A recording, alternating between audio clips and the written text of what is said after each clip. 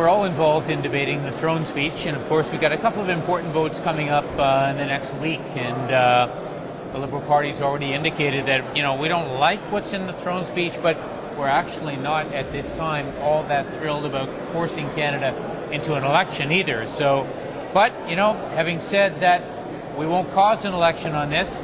We're not happy.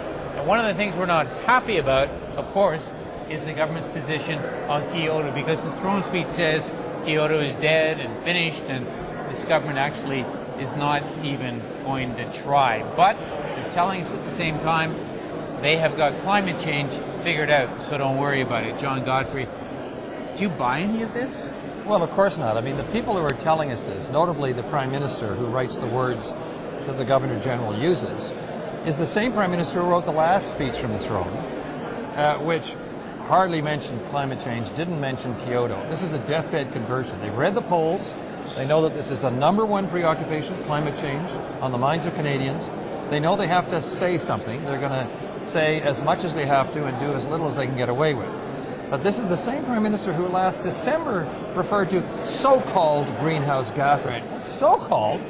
So, I don't believe it. We've had 2 ministers of the environment. I take some pride in bringing down the first one, Rona Ambrose, and the second one is just a clown. I mean, there's no seriousness there. This is not a person of substance who is up to the challenge of the most greatest planetary crisis you could possibly imagine facing. So this is just a way of trying to neutralize the issue and ignore the fact we've got a great leader on this, Stephane Dion. All right, but the throne speech says categorically, we will bring down greenhouse gases, what, 50 to 70%? Or it sounds pretty impressive to the average person who says, wow, it sounds like these guys have got it covered. How do you communicate to them? This is not a simple issue to get into a soundbite, but how do we talk to Canadians directly and warn them that this is not happening?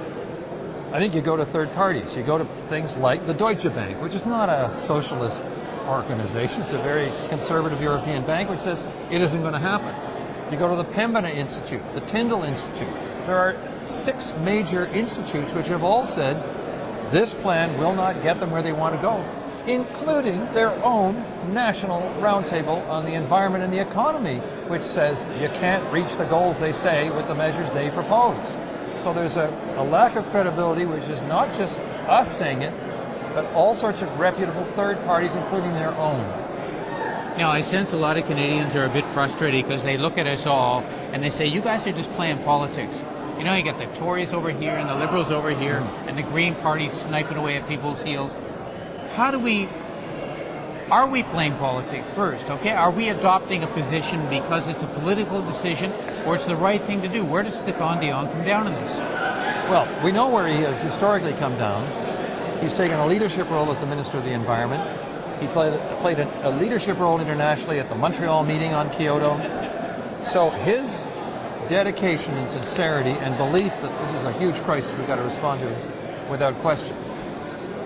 I think that if we had a government in place which was sincere and genuine and had that sense of crisis, that we would work with it, because this is such an important crisis. The problem is they completely disbelieve the science. They don't want to take the action. They want to minimize their policies. So what are our alternatives?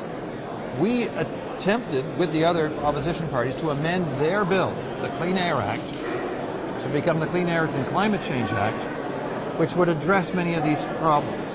They refused to cooperate. What are we left to do but criticize, particularly when it's so important? So it's a bit like Churchill in 1939 having a go at his own government in a way. We have to, if we believe this is an emergency on a huge scale, go after them continually any way we can. Extend the hand of cooperation if they were going to do something, but hit them if they're not. All right, last question. What are we going to do about it? Well, what can we do about it? Well, I think what we can do about it is, first of all, see if there's some way we can reintroduce that bill that we worked on together, C-30. There are various ways we could do that. I doubt very much they're going to put it back on the order paper. Secondly, I think we need to show Canadians the really exciting possibilities which climate change in a funny way offers us in terms of the 21st century economy. We've got to show the connection between energy efficiency, the new economy, and the environment. There are huge economic potential out there, but we need the kind of mobilization we had in the Second World War, which produced this tremendous outburst of industrial activity, which in 6 years moved Canada into the front ranks of industrial nations. That's the kind of imagery we need to conjure up. Wartime mobilization. John, did we do the right thing in not causing an election over this throne speech? Absolutely. I'm a person who thinks that you pick your moments. We actually control the agenda. They are on autopilot. They're blocked by their own legislation. The other two parties are on autopilot. We have the luxury of choice.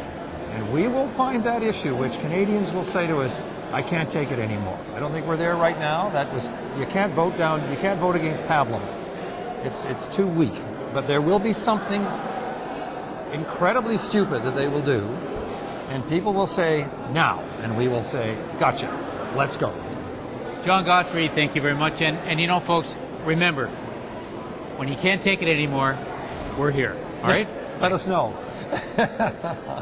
Thank you very much, John. That was good.